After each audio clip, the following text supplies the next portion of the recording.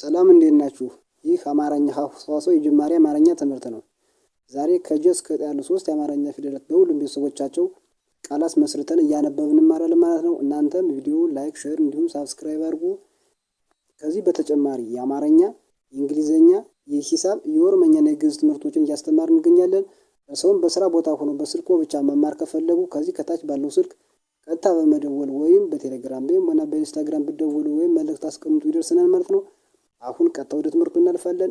አብራችሁን ቆዩ።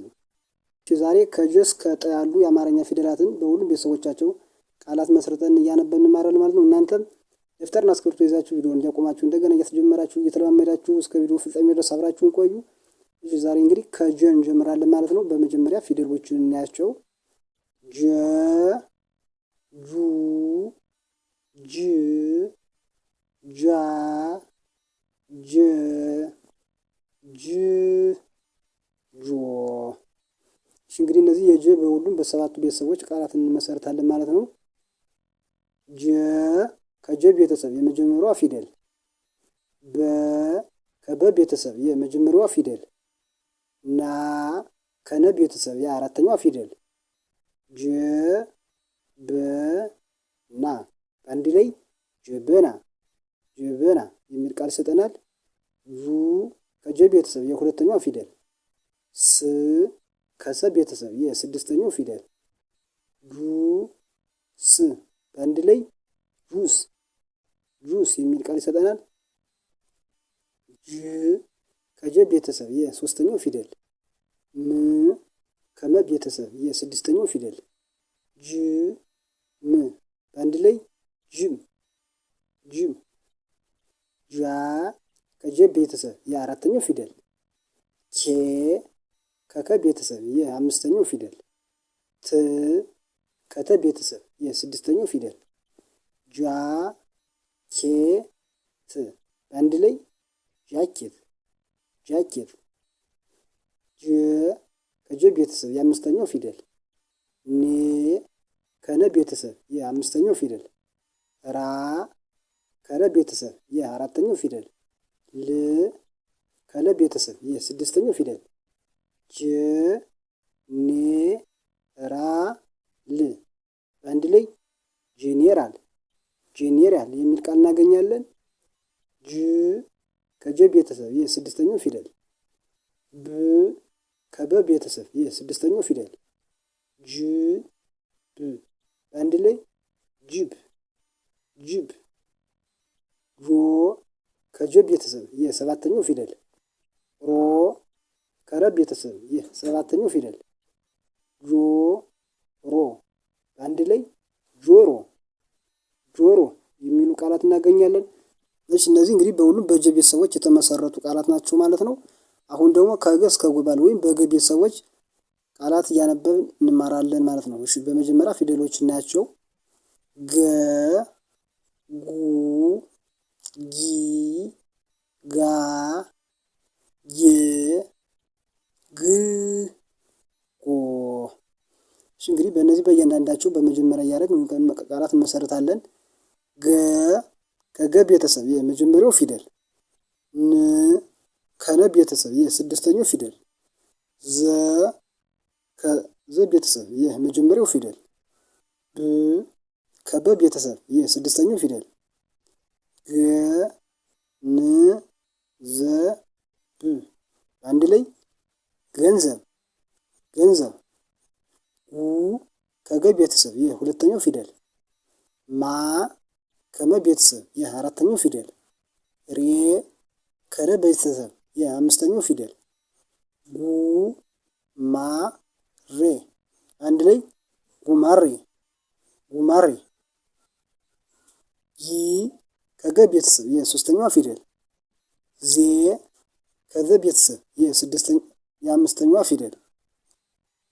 ጊ ዜ በአንድ ላይ ጊዜ፣ ጊዜ የሚሉ ቃላትን እናገኛለን። ጋ ከገ ቤተሰብ የአራተኛዋ ፊደል። ብ ከበ ጋ ከገ ቤተሰብ የአራተኛዋ ፊደል። ብ ከበ ቤተሰብ የስድስተኛው ፊደል። ቻ ከቸ ቤተሰብ ይህ አራተኛዋ ፊደል ጋ ብ ቻ በአንድ ላይ ጋብቻ ጋብቻ። የ ከገ ቤተሰብ ይህ አምስተኛዋ ፊደል ታ ከተ ቤተሰብ ይህ አራተኛዋ ፊደል ጌታ በአንድ ላይ ጌታ ጌታ የሚሉ ቃላት እናገኛለን። ግ ከገ ቤተሰብ ይህ ስድስተኛው ፊደል መ ከመ ቤተሰብ ይህ መጀመሪያው ፊደል ል ከለ ቤተሰብ ይህ ስድስተኛው ፊደል ግ መ ል በአንድ ላይ ግመል ግመል። ጎ ከገ ቤተሰብ ይህ ሰባተኛው ፊደል መ ከመ ቤተሰብ ይህ መጀመሪያው ፊደል ን ከነ ቤተሰብ ይህ ስድስተኛው ፊደል ጎ መ ን በአንድ ላይ ጎመን ጎመን የሚሉ ቃላት እናገኛለን። እሺ እነዚህ እንግዲህ በሁሉም በገ ቤተሰቦች የተመሰረቱ ቃላት ናቸው ማለት ነው። አሁን ደግሞ ከጠ እስከ ጡ ባሉ ወይም በጠ ቤተሰቦች እያነበብን እንማራለን ማለት ነው። አሁን መጀመሪያ ፊደሎችን ናቸው። ጠ ጡ ጢ ጣ ጤ ጥ ጦ። እሺ እንግዲህ ፊደሎቹ እነዚህ ናቸው። አሁን ደግሞ ቃላት እንመሰርታለን ማለት ነው። ጠ ከጠ ቤተሰብ የመጀመሪያው ፊደል ረ ከረ ቤተሰብ የመጀመሪያው ፊደል ጴ ከጰ ቤተሰብ የአምስተኛው ፊደል ዛ ከዘ ቤተሰብ የአራተኛው ፊደል ጠ ረ ጴ ዛ አንድ ላይ ጠረጴዛ ጠረጴዛ የሚል ቃላት እናገኛለን። ጡ ከጠ ቤተሰብ የሁለተኛው ፊደል ት ከተ ቤተሰብ የስድስተኛው ፊደል ጡ ት በአንድ ላይ ጡት ጡት። ጢ ከጠ ቤተሰብ የሶስተኛው ፊደል መ ከመ ቤተሰብ የስድስተኛው ፊደል ጢ ም በአንድ ላይ ጢም ጢም። ጣ ከጠ ቤተሰብ የአራተኛው ፊደል ፋ ከፈ ቤተሰብ የአራተኛው ፊደል ጭ ከጨ ቤተሰብ የስድስተኛው ፊደል ጣ ፋ ጭ በአንድ ላይ ጣፋጭ ጣፋጭ የሚሉ ቃላትን ይሰጡናል። ጤ ከጠ ቤተሰብ የአምስተኛው ፊደል ና ከነ ቤተሰብ የአራተኛው ፊደል ጤ ና በአንድ ላይ ጤና ጤና። ጥ ከጠ ቤተሰብ የስድስተኛው ፊደል ር ከረ ቤተሰብ የስድስተኛው ፊደል ስ ከሰ ቤተሰብ የስድስተኛው ፊደል ጥ ር ስ አንድ ላይ ጥርስ ጥርስ።